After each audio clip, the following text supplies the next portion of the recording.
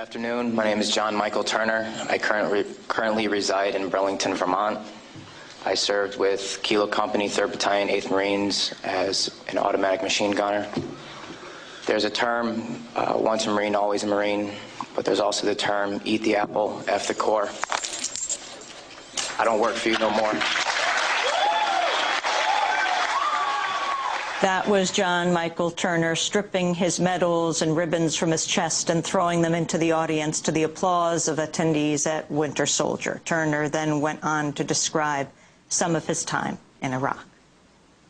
On April 18th, 2006, I had my first confirmed kill. This man was innocent. I don't know his name. I called him the Fat Man. He was walking back to his house, and I shot him in front of his friend and his father. The first round didn't kill him after I had hit him up here in his neck area. And afterwards he started screaming and looked right into my eyes.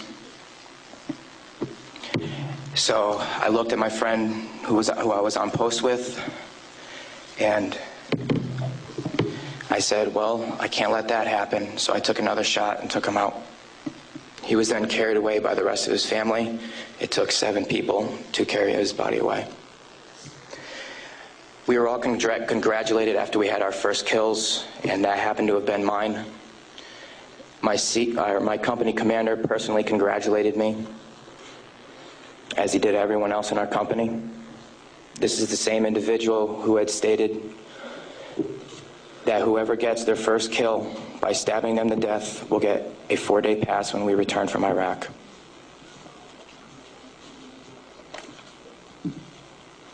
There was one incident where we got into a firefight just south of the government center, about 2,000 meters. We had no idea where the fire was coming from, and the way our rules of engagement were, pinpoint where the fire is coming from and throw a rocket at it.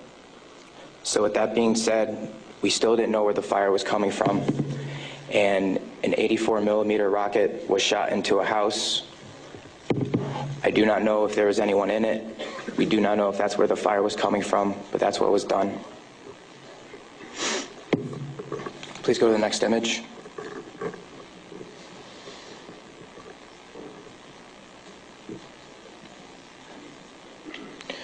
This man right here was my 3rd confirmed kill.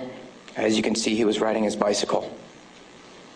Later on in the day, we went ahead and we had CBS Laura Logan with us, but she was with the other squad.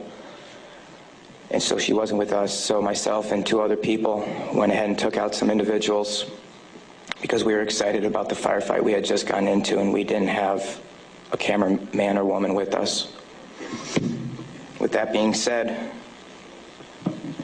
anytime we did have embedded reporters with us, our actions would change drastically. We never acted the same. We were always on key with everything, did everything by the books. The man on the bicycle, he was left in the street for about 10 minutes until we realized that we needed to leave where we were. And his body was dragged about 10 feet to the right of him, where his body was thrown behind a rock wall, and his bicycle was thrown on top of him.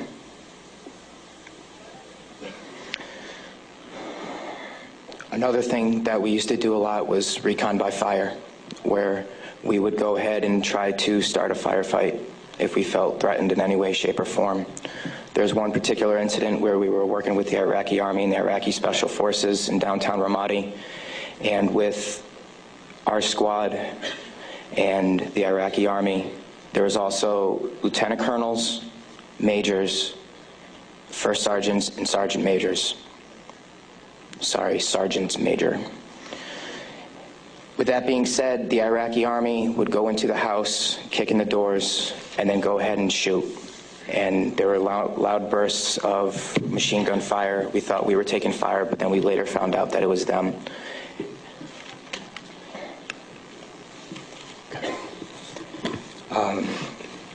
House raids.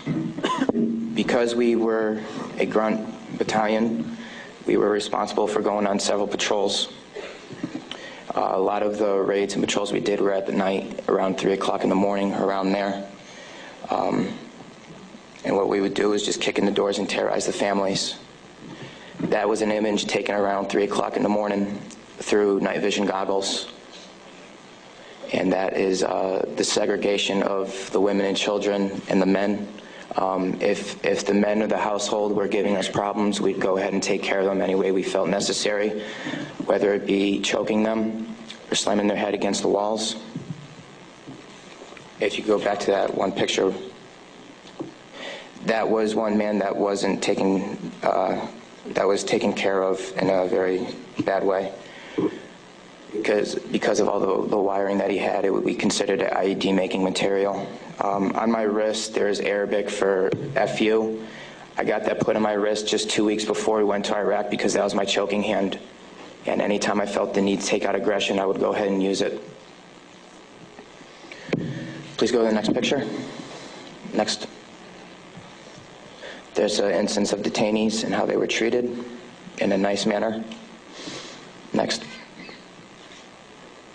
That is the Fatimat Mosque minaret. As you can see, it is written with bullet holes and holes in the top of it. Those were from mortars. And the next video that I'm going to show you is a tank round that went into that minaret, where we weren't sure if we were taking fire or not.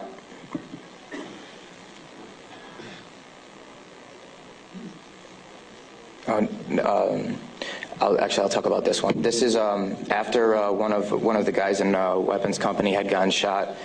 This is a way that we would take out our aggression.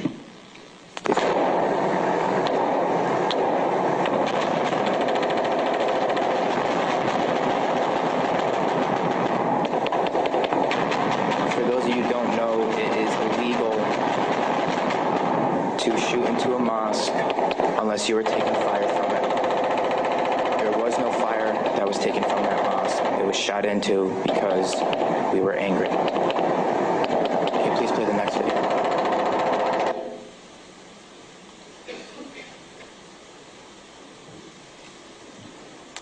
We are on ice cream, trying to suppress the blue and white minaret named Fatimat al-Zahra.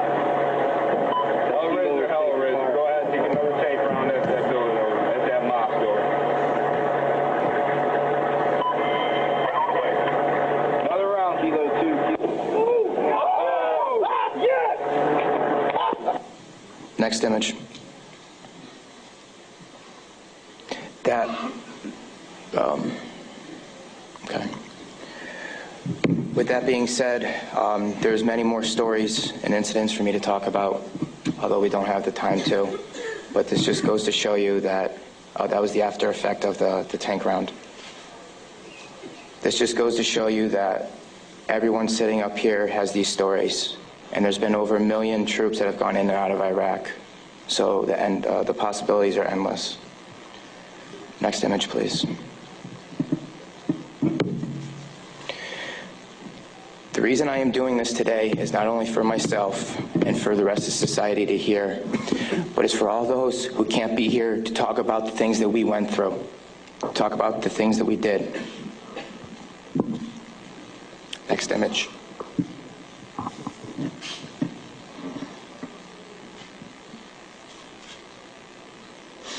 Those 4 crosses and this memorial service were for the 5 guys in Kilo Company, 3rd Battalion, 8th Marines that we lost. Throughout our unit, we had 18 that got killed.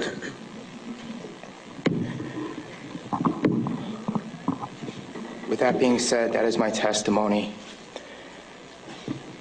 I just want to say that I am sorry for the hate and destruction that I've inflicted on innocent people. And I'm sorry for the hate and destruction that others have inflicted on innocent people. At one point, it was okay, but reality has shown that it is not, and that this is happening, and that until people hear about what is going on with this war, it will continue to happen and people will continue to die. I am sorry for the things that I did. I am no longer the monster that I once was. Thank you. Former Marine John Michael Turner fought with the 3rd Battalion, 8th Marines. The videos and photos the soldiers showed can be seen at our website, democracynow.org. This is